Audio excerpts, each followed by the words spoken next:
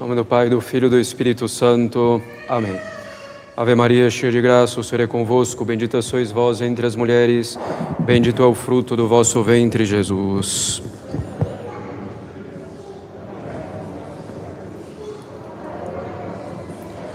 Podem sentar-se.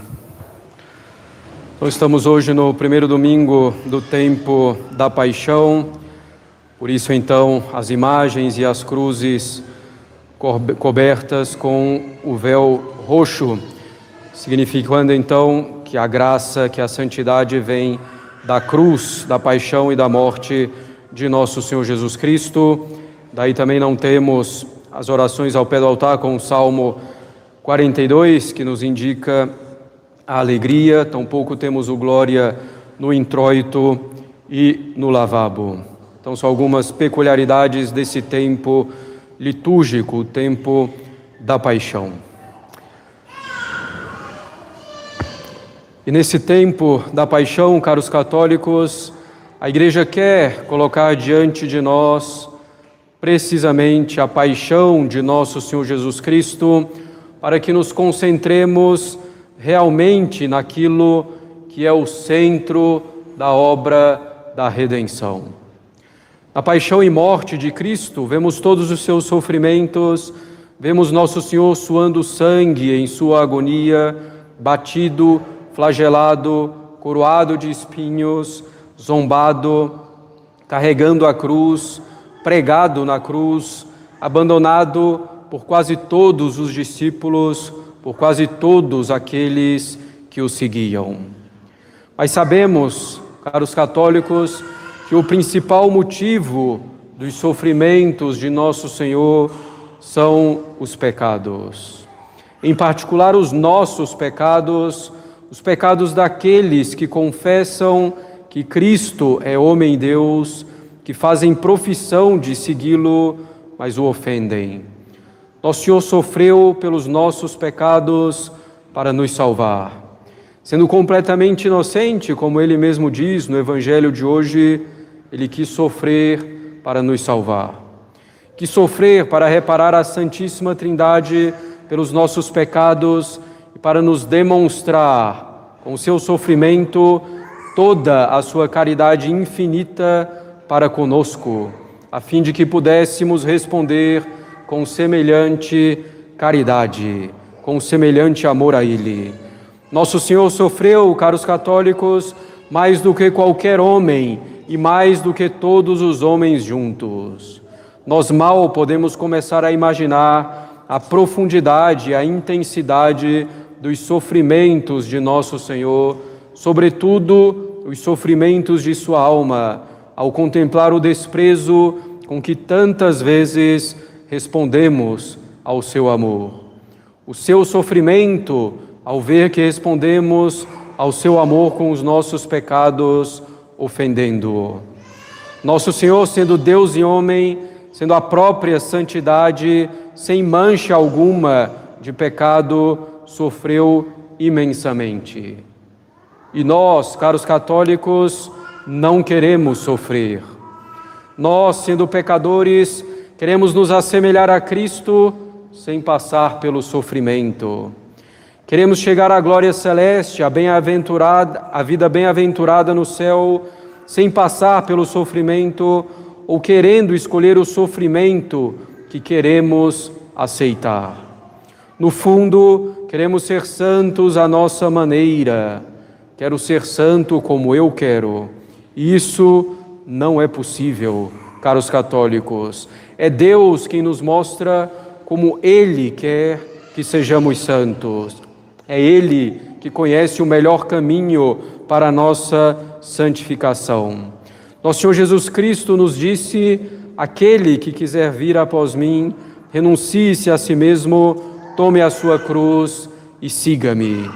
Devemos então renunciar a nós mesmos, a nossa própria vontade, para sermos santos, claro, sempre na Igreja Católica, sempre com a fé, cumprindo os mandamentos.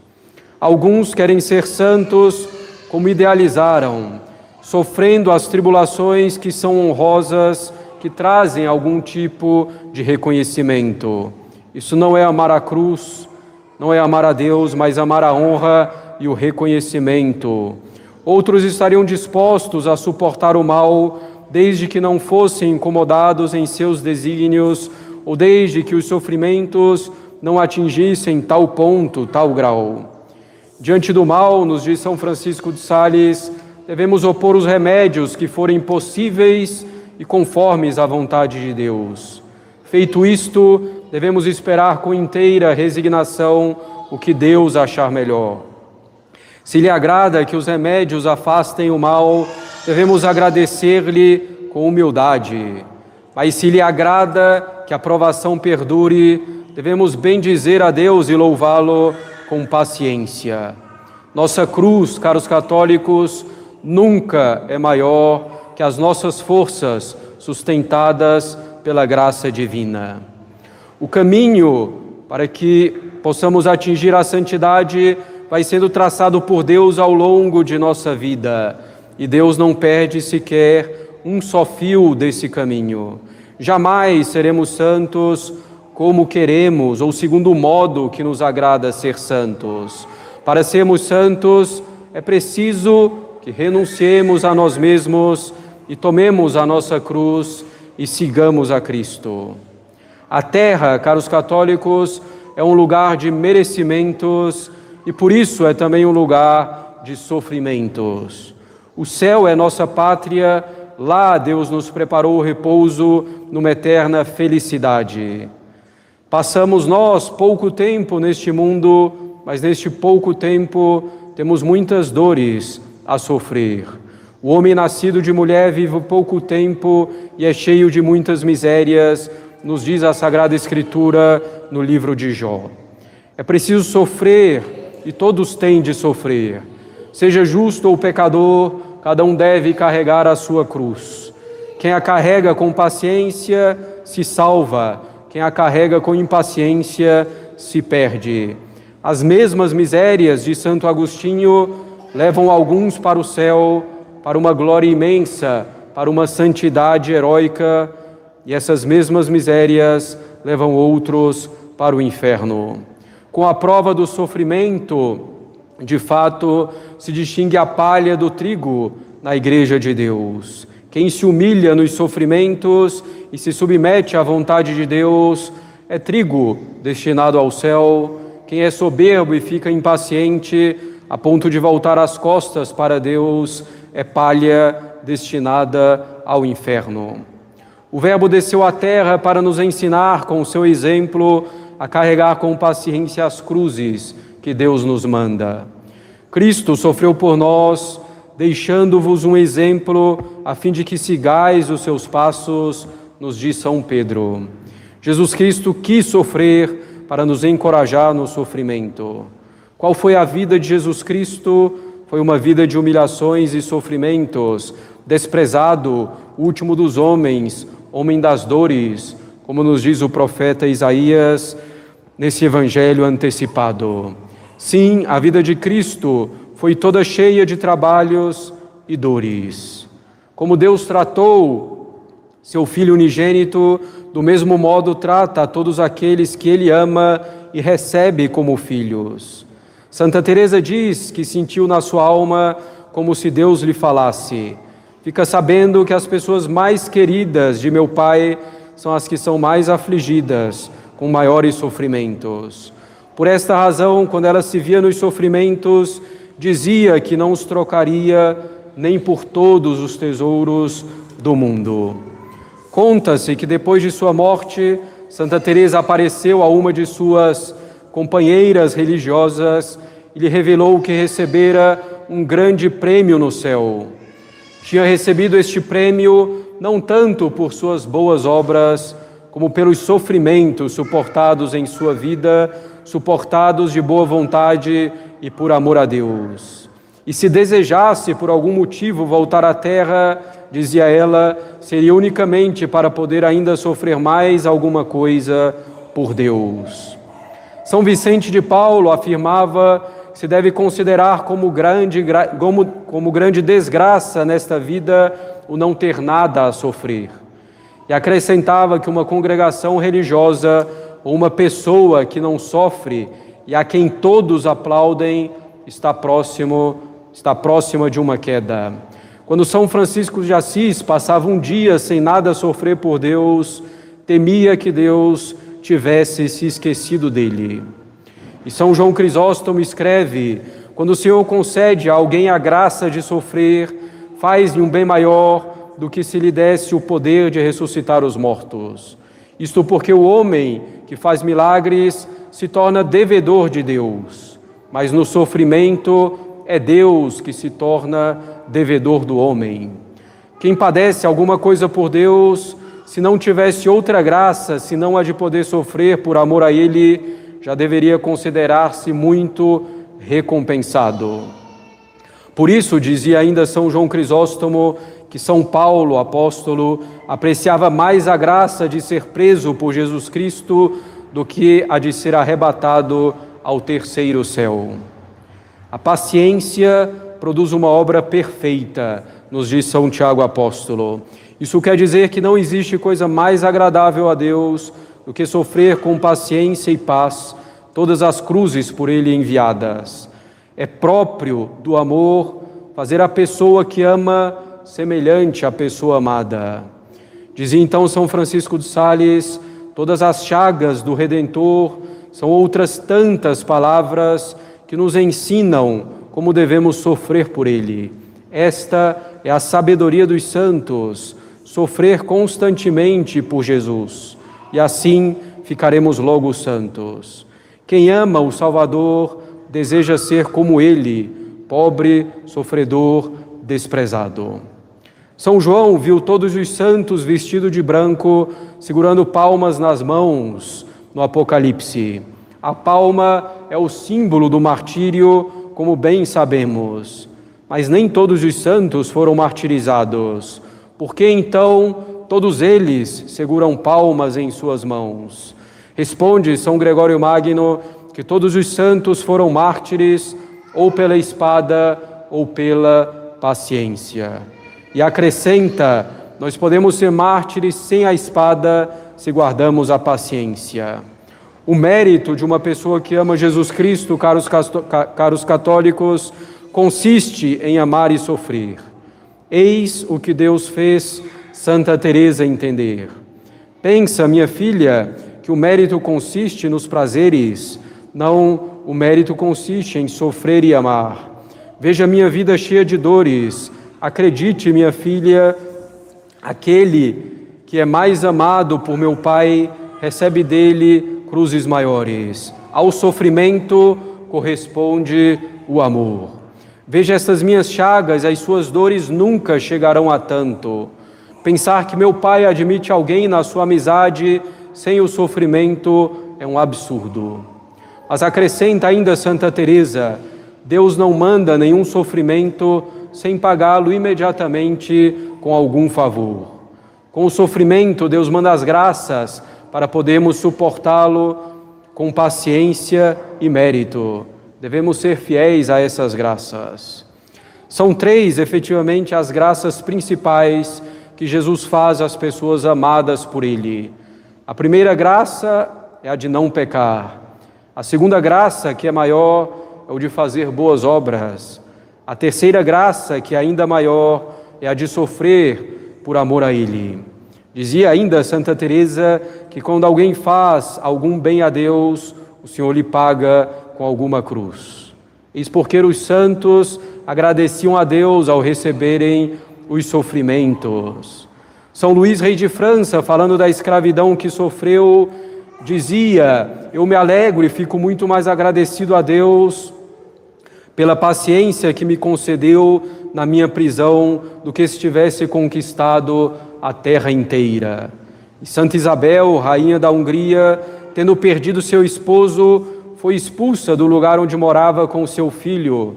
Sem abrigo e abandonada por todos, dirigiu-se a um convento franciscano e mandou cantar um hino de ação de graças a Deus pelo favor que Ele concedia para ela ao fazê-la sofrer por seu amor.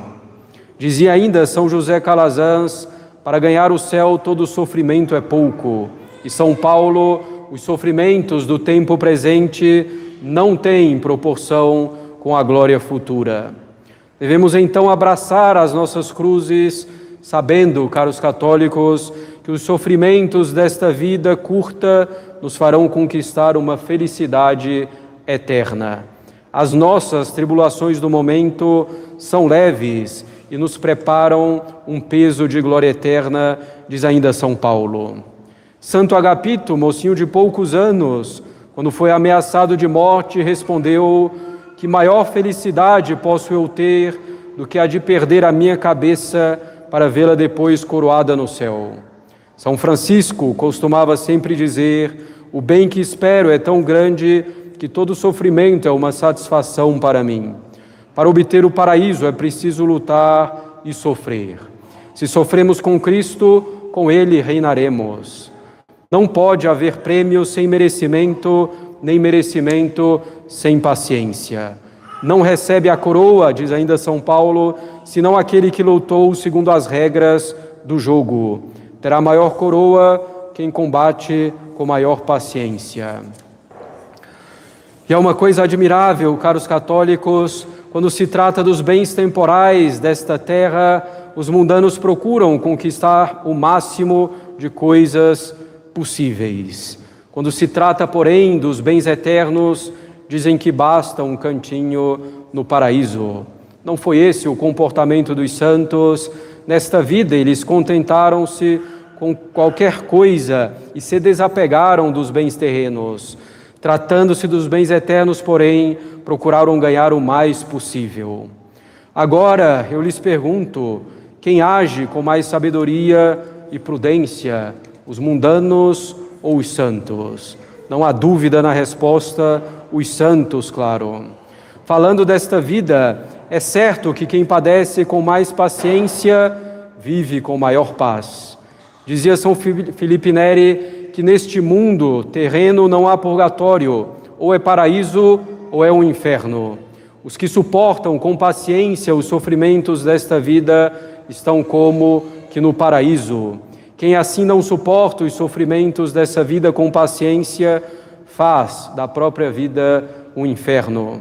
Sim, porque como escreve ainda Santa Teresa, quem abraça as cruzes que Deus lhe manda, as carrega com suavidade e doçura, mesmo quando as cruzes são grandes e causam grandes sofrimentos. São Francisco de Sales, achando-se uma vez cercado de sofrimentos, disse: de algum tempo para cá, as grandes tribulações e oposições que sinto me trazem uma paz tão grande e me predizem a união próxima e estável de minha alma com Deus. Sinceramente falando, é a única ambição e o único desejo de meu coração, a união estável da alma com Deus. Na verdade, caros católicos, não há paz para aqueles que levam uma vida errada, mas só para quem vive unido com Deus e com a sua santa vontade. Um missionário religioso nas Índias assistiu uma vez à execução de um condenado. Este condenado, antes de morrer, chamou o missionário e lhe disse: sabe, padre, eu fui de sua congregação religiosa. Enquanto observava o regulamento de vida, a regra da congregação, eu era muito feliz. Mas desde que comecei a relaxar, achei tudo difícil e passei a me aborrecer com tudo. Abandonei a vida religiosa para me entregar aos vícios. Eles finalmente me trouxeram a este fim desgraçado que agora o Senhor está vendo. Digo-lhe isto para que o meu exemplo possa servir a outros. De fato, caros católicos, a recusa do sofrimento vai gerando a revolta, que gera o afastamento de Deus, que leva à perda da fé, em último caso. Dizia o padre Luís da Ponte: considere como amargas as coisas doces desta vida e como doces as amargas, e assim terá sempre paz. E isso é verdade, pois os prazeres, ainda que agradáveis à natureza, deixam muitas vezes o amargor do remorso da consciência devido ao apego desordenado que no mais das vezes colocamos neles. Mas as amarguras desta vida, recebidas das mãos de Deus com resignação, tornam-se suaves e queridas às pessoas que amam o Senhor. Essas palavras acima sobre o sofrimento, caros católicos, são de Santo Afonso Maria de Ligório, que cita inúmeros santos, e no fundo poderia ele citar todos os santos, pois todos eles disseram ou viveram a mesma coisa. Parece loucura, e de fato é loucura para o mundo, mas é a sabedoria do cristão. Não pode haver caminho para o céu e para a santidade que não passe pelas cruzes e sofrimentos.